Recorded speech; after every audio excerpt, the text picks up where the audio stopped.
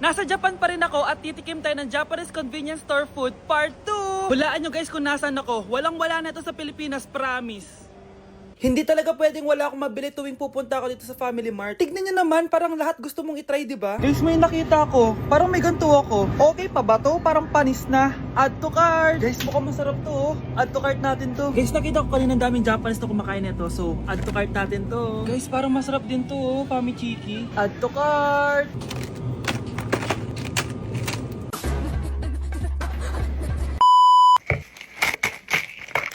Tikman na natin! Una natin titikman na itong mukhang baya. Bakit kaya ganito kulay niya? Ito yung amoy niya, amoy mani. Unang kagat. Masarap siya pero lasa sa mani. Oo eh. Masarap siya. Sarap siya. 7 out of 10 to. Next natin tong Pamichiki. Tignan nyo guys, grabe. Walang buto to ah.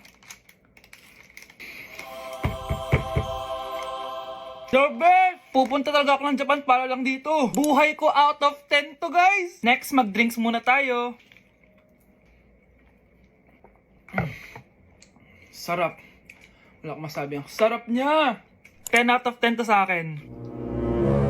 Ang daming Japanese na kumakain nito kanina. So, try na natin kung masarap ba talaga. Yung natik mo. Para siya marshmallow. Ayos din yan. Masarap siya pero medyo matamis siya. Mahilig sa matamis. Sarap! Oh, eh. Next natin itong palaging kinakain ni Honey Bunch. So para siyang pandesal na may feeling sa loob. Dami pala niya. May laman siya guys. You know? Masarap siya pero wala siyang lasa. O yun naman, magko-comment na naman masarap pero walang lasa eh. I'll give it 7 out of 10. Next natin tong parang mushroom na parang chocolate din. Next natin tong Ganito yung itsura niya.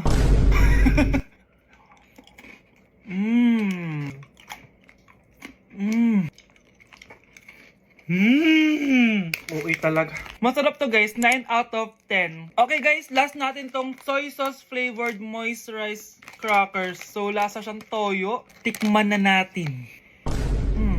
May singit. So ganito yung itsura niya. nga, may singit. Wag nyo try guys. 1 out of 10 lang to.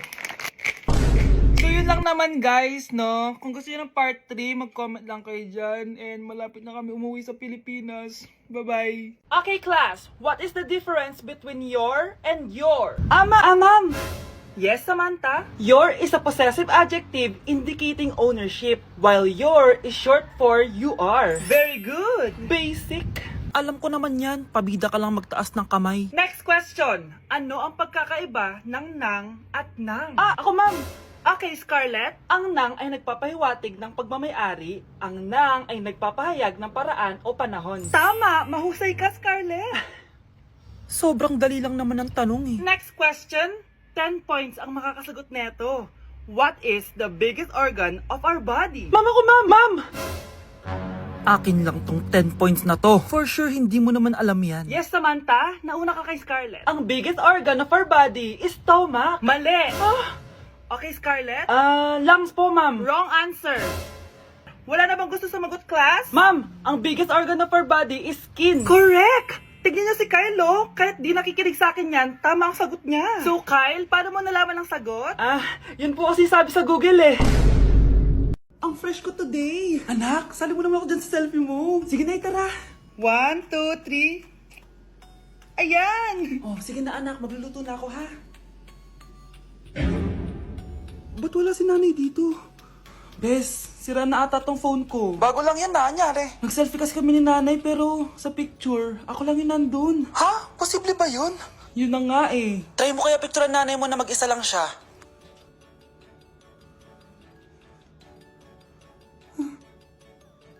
Wala talaga siya.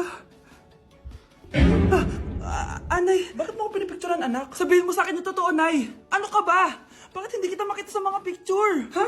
Patingin. Oh, nandito naman ako Ano sinasabi mo, anak? Alam mo, anak, kumain ka na doon. Gutom lang yan. Scarlett, mag-ingat ka sa nanay mo. Ha? Bakit po, tita? May malalim na dahilan kung bakit hindi siya nakikita sa picture. Alam niyo po yung tungkol dun? Sige na, Baka makita pa ako ng nanay mo. Kaaway ako nun. Tita! Oras na para malaman mo kung sino ka talaga, Scarlett. Mukha ka na namang stress, anak. O eto, mawawala yung iniisip mo. Ano to, Nay? Gatas lang yan, ano ka ba?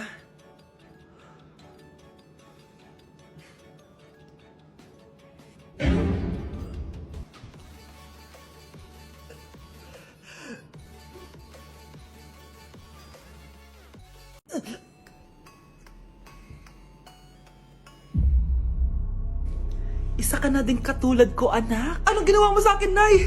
Kakaiba yung nararamdaman ko. Gusto mo malaman ang totoo, di ba? Isa akong diwata mula sa mundo ng Encantasia. Ha? At isa sa kapangyarihan ko ay ang manipulahin ang picture na nasa cellphone mo. Bakit yung mo lang sinabi sa akin, Nay? Dahil ngayon ang tamang panahon, anak. At nasa katawan mo na ang kapangyarihan na para sa'yo. Pero paano ko malalaman kung ano yung kapangyarihan ko? Ikaw ang tutuklas niyan, anak. Ano kaya magiging kapangyarihan ko? Baka nagiging invisible ako.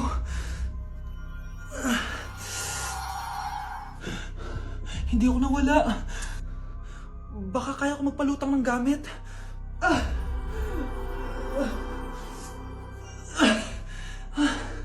Hindi lumutang. Ang hirap naman nito. Baka kaya ko tumagos sa pintuan. Aray. Tatay ako.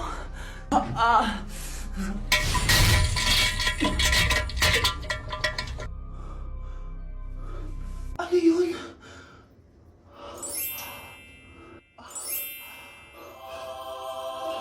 Ito ba yung kapangyarihan ko? Tumain ng ginto?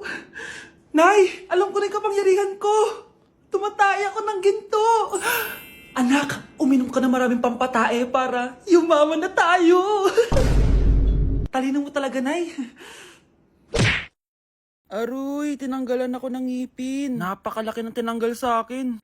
Hello guys! Kung napapansin nyo, naka-brace na naman ako. Ilang araw din ako di makakain na maayos dahil sobrang sakit niya, guys. So bakit nga ba ako nagpa-brace ulit? Fun fact lang guys, 6 years na ako naka-brace before. Pero di pa rin na-address yung issue sa ngipin ko. Kung makikita nyo sa picture guys, medyo palabas or flared yung ngipin ko. Kaya naman nag-decide na ako na magpa-brace ulit. Sabi din ng dentist ko, kailangan daw tanggalin yung 4 na premolars ko para daw pumasok yung mga ngipin ko. Kaya ngayong araw, tatanggalin yung mga premolars ko. Bago pala ako pumunta ng dentist, kumain na muna ako kasi alam ko di ako makakain mamaya. Buti na lang talaga masarap ang ulam at nakakain talaga ako na madami. Medyo kinakabahan nga ako kasi ngayon na lang ulit ako mabubunutan ng ngipin. Yung last bunot ko ata nung bata pa ako. Dahil tulog pa si Honey Bunch, di ko na siya gigisingin. Ako na lang mag-isa pupunta sa dentist. Good luck na lang talaga sa akin mamaya. So ayan, kinakausap na ako ni Doc. Sabi niya wala daw ako mararamdaman na sakit kasi may anesthesia naman daw na ilalagay. Ito pala yung x-ray ng mga ngipin ko. So yung may black dot dyan, yun yung mga tatanggalin. Kung makikita niyo din, impacted din yung wisdom tooth ko. So ipapatanggal ko din yan soon. Ito na guys, last look na buo ang ngipin ko. Kasi mamaya bungal na ako. Ayan guys, nilalagay na ni Doc yung naming cream para kapag in-inject na ako ng anesthesia, wala na akong maramdaman. Dito sa part na to, di ko na ma-feel yung bunganga ko. At thank you Lord talaga, hindi siya masakit. Parang hinihila lang yung ngipin mo ganun. Charan! Tapos na, medyo nahirapan si Doc ha. Paano di mahihirapan? Sobrang laki ng kinukuha. Rate ko yung pain niya, siguro 3 out of 10 lang. Pero alam ko mamaya pa to sasakit pag wala na yung anesthesia. Sabi ko din kay Doc kung pwede ko bang itago yung ngipin ko, ilalagay ko lang sa ilalim ng unan. Eto na guys, ang itsura ng ngipin ko ngayon. Bungal ira na. Dalawa lang pala muna binunot ni Doc kasi next week daw yung dalawa pa. So yun lang naman guys, bye! Oh, mahal! Saan ka galing? Galing ako sa doktor, mahal. Nagpa-check up ako. Oh, anong sabi? Malala na daw yung damage sa kidney ko, mahal. Kailangan ko na maoperahan. Kung hindi, alam mo na. Mahal, may savings pa tayo. Gamitin natin yan para maoperahan ka na agad. Hindi ganun kadali yun, mahal. Kailangan daw may mag-donate ng kidney sa akin. Ha? O, edi kunin mo yung sa akin, mahal. Kaya ko pa naman mabuhay ng isa lang kidney ko. Sure ka ba? I love you, mahal. Alam mo namang gagawin ko lahat. Maging okay ka lang, di ba? Congrats po, ma'am, sir. Successful po yung operation yung dalawa. Salamat, Doc. Mahal, narinig mo ba yun? Okay ka na. Mabubuhay pa ako ng matagal, mahal. Salamat sa'yo. Mahal, nilutuan kita ng paborito mo para agad ka nang gumaling. Hoy, mahal, sino kausap mo? Ha? Ah, wala to, mahal. Kaklase ko lang dati to. Kinakamusta lang ako. Ah, o sige, kain na tayo. Ah, oh mahal, okay ka lang? Ah, oo, tara, kain na tayo. Mahal, nakakagalaw na ako ng maayos oh. Di na sumasakit yung tahi. Aba, baka magulat ako. Nakakatakbo ka na rin. Mahal, aalis pala ako mamaya. Kasama ko yung dati kong kaklase. Celebration lang kasi gumaling na ako. Pwede ba akong sumama? Ha? Wag na mahal, baka mapano ka pa. Magpahinga ka na lang dito sa bahay ha. Mahal, mag-ingat ka dun ha. Mahal, alis na ako ha. Yung cellphone mo.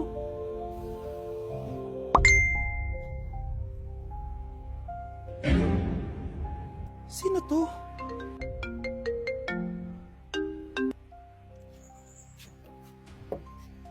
Hala, cellphone ko. Hello babe, papunta ka na ba? Miss na kita. Mahal, naiwan ko yung cellphone ko. Walang yaka. May kabit ka?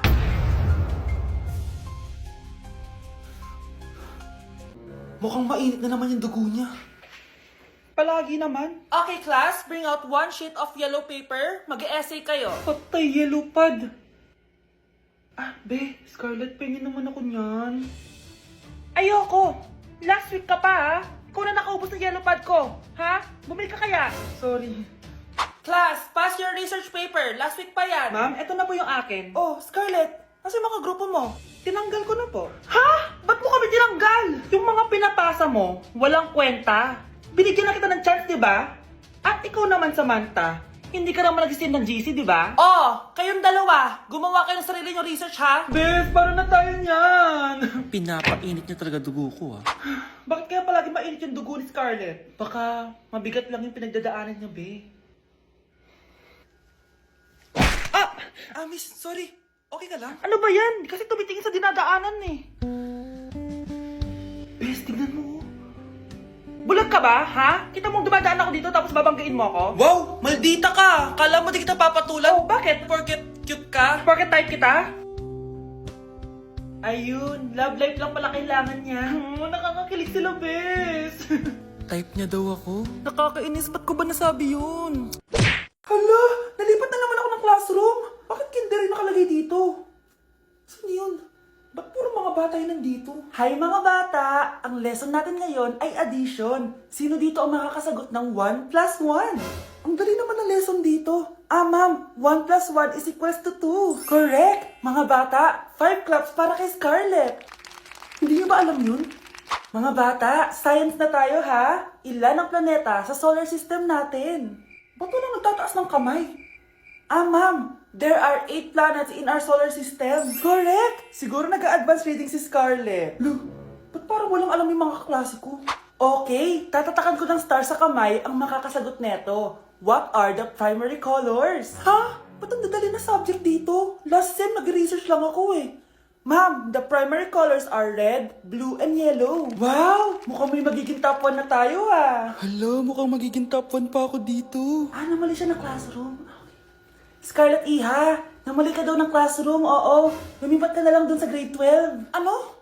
Siya ba'y napunta sa kinder? Alright, may bagong dating tayo, class. Miss, pwede mo bang sagutin itong nasa blackboard? Ano yan? Madali lang yan. Madali? Sir, babalik na lang pala ako sa kinder. Buti ba doon magiging top 1 ako? Bye! Hello, nalipat na naman ako. Nasaan na naman yun? Ha? Kailan pa nag-aircon sa classroom namin? Alamig. Class, bring out your iPad and Apple Pencil. Mag-lecture tayo, okay? Kopyahin niyo yung nasa projector. Ano daw? iPad na gamit ngayon? Grabe, ang yayaman naman ng mga tao dito. Ma'am, pwede mo ba ako magsulat sa notebook? Ha? Wala kang iPad? Class, di ba nasa school requirement natin na dapat may iPad kayo, okay? So, babalik ka na sa nanay mo. Di na uso yung notebook dito. Wala naman kami pambili nun eh. Oh, class, i-share nyo naman kung saan kayo pumupunta tuwing weekends. Ma'am, nasa Japan po kami tuwing weekends kasi malamig dun tapos may snow pa. Ma'am, sa Paris po kami. Nandun po kasi yung Eiffel Tower tapos sila mami po kasi mahilig mag-shopping dun eh. Lu, ang bongga naman ng mga to. Oh, ikaw Scarlett. Sa kwarto ko lang po, ma'am. Kailangan po ba umalis? Hindi naman. Siguro mas gusto ni Scarlett yung nagpapahinga siya sa magandang kwarto niya.